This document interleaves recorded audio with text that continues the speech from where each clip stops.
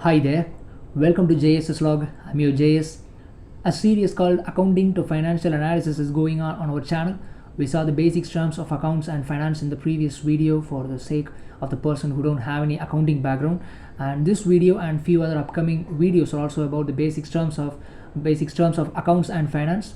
I hope this video will also be helpful for people who already know accounts before to get a better understanding over the basics. If you want to see the previous video, we give the link in the description box below. You can find there. If you're new to our channel, don't forget to subscribe to our channel and click the bell icon. Only then you'll get the regular updation over the video that we are uploading. Now let's get into the video. In the previous video, we saw 5 basic accounting terms. The sixth one that we are going to see today is double entry system. What does it mean? In the previous video, we saw what is meant by financial transaction. Hope you remember. And the double entry system says a single financial transaction will cause impacts on at least 2 different accounts. Hence, we need to pass an accounting entry for each impact in the books of accounts. To understand it clearly, let's see it through few examples. Let's say we are purchasing rolling chair for our office use from ABC store for rupees 10,000, let's say. In companies, when we purchase furniture items like tables, chairs, partitions, file rack, etc. So many furniture items we usually buy, right, for office purpose. In that cases, the value usually be mentioned under a head called furniture and fittings account. Hence, we are going to mention the value of the rolling chair purchase under the head furniture and fittings account. Okay. So, purchasing a rolling chair is the one financial transaction. Let's see how does it make impacts on at least 2 different accounts. Fine. The first impact is, as we purchase a rolling chair worth of rupees 10,000, the furniture and fittings account balance is increased by 10,000. This is an asset category. Fine. Second impact is, if we make the payment through cash, then our cash account balance is decreased by rupees 10,000. Or if we make the payment through bank, then our bank account balance is decreased by rupees 10,000. Both cash account and bank account is an asset category. Here we need to pass an accounting entry for both the impacts. So one financial transaction causes 2 impacts on 2 different accounts. Now I hope you understand how a single financial transaction causes impacts on at least 2 different accounts, and we need to pass accounting entry for all the impacts. We can see some more examples in this regard. Let's see what happens if we purchase it on credit. Means we purchase without paying money and need to pay in future. Fine. Here also it makes 2 different impacts. First impact, furniture and fittings account is increased by rupees 10,000. It is an asset category. Obviously, we know that. Second impact is, as we buy it on credit, a new creditor is created to our company. As we have to make the payment in future, we need to mention to whom we need to pay. So we need to enter it in the books of accounts under a head called ABC store account. Value is rupees 10,000. This is the second impact. A new creditor is being created now, right? This one belonging to a liability category. We saw who is creditor and what is meant by liability and how both are related in the previous video, right? Hope you remember that. And what will happen if a financial transaction is of an expense category? Let's see it. For example, we paid salary of rupees 1 lakh to employees. This is a one financial transaction. The first impact is salary expense account is increased by rupees 1 lakh. It is an expense account, so there is an increase in expenses. First impact. The second impact is our cash account or bank account balance is reduced by 1 lakh. Am I right? If you pay through cash, then our cash account balance is reduced by 1 lakh. Or if it is through bank account, then bank account balance is going to be reduced by 1 lakh. Am I right? So it is an asset category. We know cash and bank both are asset category. So there is a reduction in asset. Here also a single financial transaction causes impacts on 2 different accounts.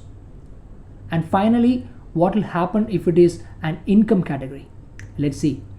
Example, if you sell some goods worth of rupees 50,000 to XYZ store on credit, means we are not getting money for our sales now, but we'll get it in future from XYZ store, right?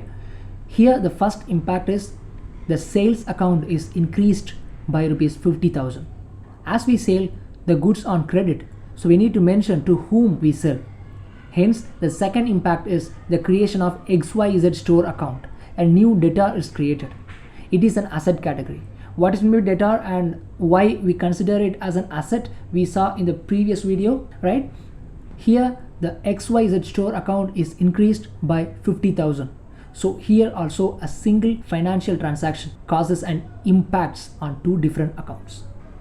Now I hope you clearly understand how a single financial transaction causes an impact on at least two different accounts, and we need to pass accounting entry in the concerned accounts for the impact that happened, right?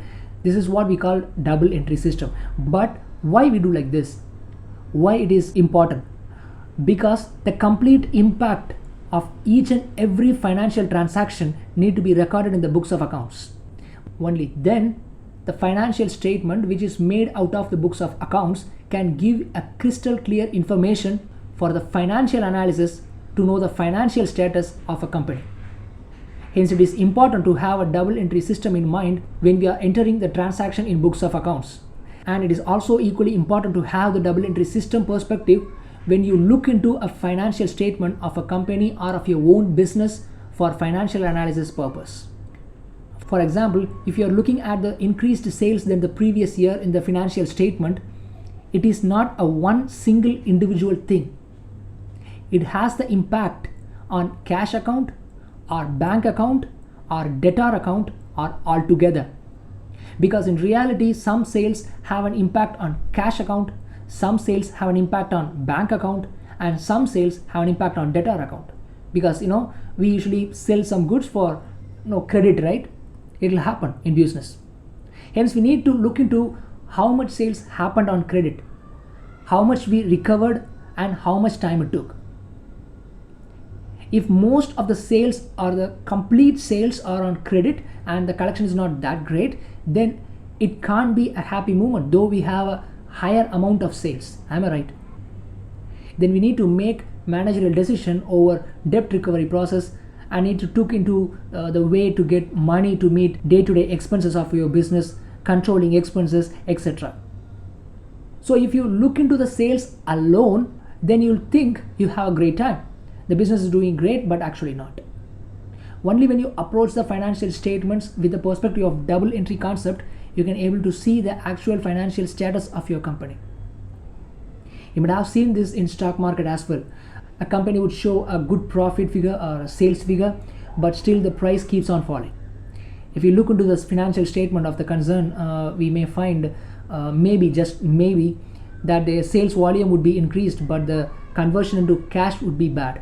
In other words, higher amount of debt or no actual cash flow. Okay, or the revenue from sales is lower, but the revenue from other investment sources is higher, so it shows higher profit. Hence the actual business is not making more money as there is no enough sales, right?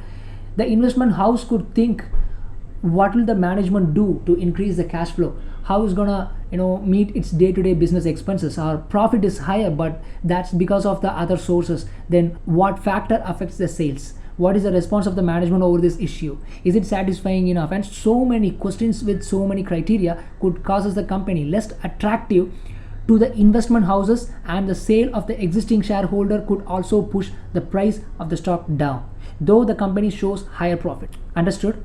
On the contrary, a company would not show a great profit though its share price increases.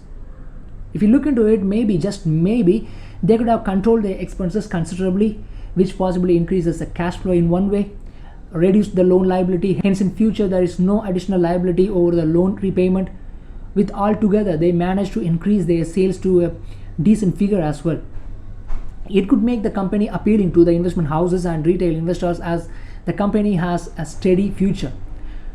Now I hope you understand why double entry system concept is existing and how important it is when we pass an accounting entry, and also how vital it is when we analyze a financial report for a managerial decision or for any investment decision. It is a basic concept though, important to a greater extent. That's the reason I decided to make an exclusive video for this topic.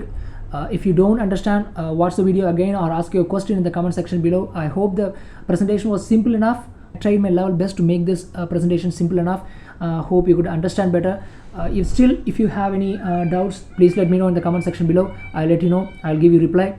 How to do financial analysis, how to read profit and loss account and balance sheet and all will be covered in future in this series. But it will take some time, okay, because the topic we are traveling is a vast one, okay. and I'm sharing from the thing I learned, and I'm learning from my work experiences and studies. As I'm trying to include non-accounting persons as well, it takes time to simplify things I know and to make it into a complete content. Okay, so to make the content as simple as someone who doesn't know accounts or finance also could understand, it takes some time, and my office schedule is also another reason. Hope you understand.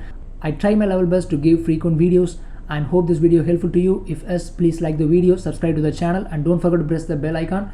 See you next video. Bye.